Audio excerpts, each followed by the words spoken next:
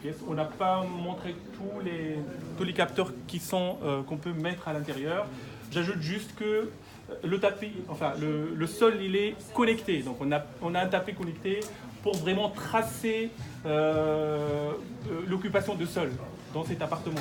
C'est à partir de ça, on peut changer l'usage de chaque pièce dans la maison. La salle de bain, vous avez également un certain nombre de données qui sont récoltées. Excuse-moi.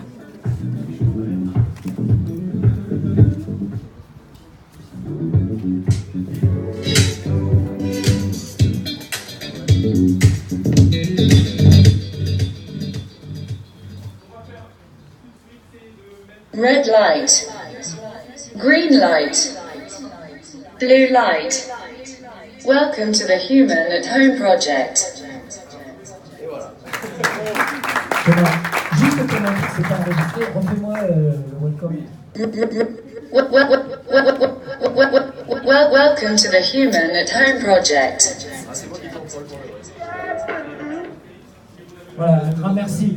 Un grand merci donc à l'entreprise Spectre, qui est une des startups, et également à Deliled, également une autre startup, qui ont mis au point ce système qui intégrera l'appartement du futur. Vous comprenez pourquoi? C'est tout simplement qu'avec cet objet-là qui est le gant, et peut-être demain sera intégré carrément dans la zone palmaire, et bien on pourra piloter toutes une sorte d'objets à l'intérieur de la maison. Alors, juste pour vous souhaiter la bienvenue au cœur, vous êtes ici au cœur du projet U, c'est-à-dire que vous avez ici le corner à l'intérieur duquel vont être testés l'intégralité des capteurs qui seront implantés dans l'appartement observatoire. Donc quand vous regardez un petit peu ces capteurs-là, il faut comprendre une chose, c'est que si le XXe siècle a été le siècle des sauts technologiques, on est passé de la marche à pied jusqu'à aller dans l'espace, le XXIe siècle sera le siècle des sauts d'usage. Il y aura encore des sauts technologiques, mais sans commune mesure avec les sauts d'usage que nous allons connaître. Et si on parle d'usage, il est urgent de remettre les sciences humaines et sociales au cœur de la société. Au cœur de la société. Le projet UT, c'est ça, c'est son âme. Donc, pour connaître, pour caractériser qu'est-ce qu'il faut faire, eh bien, il faut absolument mesurer. Donc, dans la partie qui nous concerne, eh bien, tout simplement ici, on va faire des acquisitions de données à travers tous les objets que vous avez ici, tous ces capteurs. Vous avez des capteurs de température à différentes hauteurs, des capteurs de pression, des capteurs d'humidité, vous avez des capteurs de lumière, vous avez également de tout ce qui va être pression atmosphérique, de tout ce qui va être composé organométallique, organovolatile, pardon, tout ce qui va être tri, hein, etc., etc. En conséquence, vous avez tout un tas d'objets, ici un capteur de confort, avec une particularité, par exemple, c'est ici un système de reconnaissance faciale. C'est un enfant qui s'approche de ce placard, ce placard va rester consigné, c'est-à-dire qu'il ne pourra pas l'ouvrir. Je me baisse, il me reconnaît, j'ai le droit, bien sûr, d'ouvrir le placard. Vous verrez que Malo, tout à l'heure, vous parlera des applications relatives, par exemple, à la bière. Je ne sais pas si on a le placard, donc regardez ici les données. Alors, sur ces données-là, vous avez 5 grandes familles de données qui vont être capturées dans cet appartement observatoire.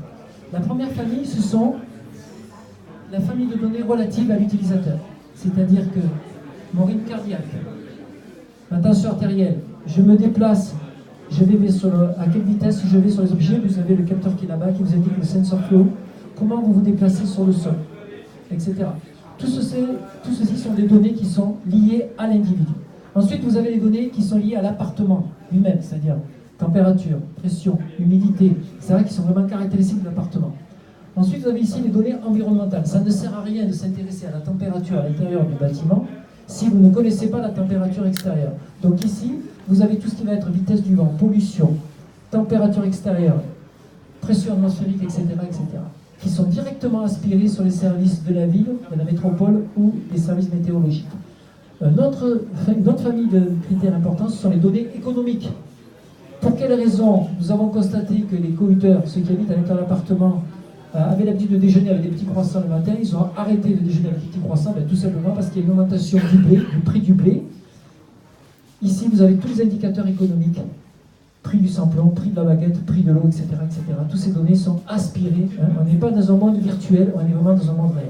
Et puis, dernier point, ce sont ce qu'on appelle les données sociétales. Ces données sociétales, c'est par exemple combien de fois ils ont utilisé tel mot sur le réseau Facebook, sur Twitter, comment ils ont communiqué, etc., etc. Ce qui veut dire qu'on a une vision globale et intègre du système.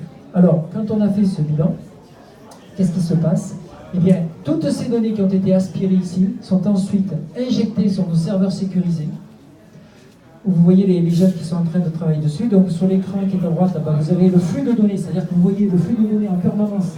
On est sur ces écrans qui défilent, donc énormément de données.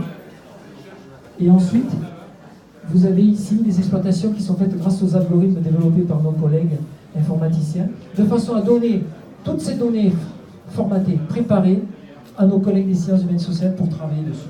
Voilà. Je vais passer la parole maintenant à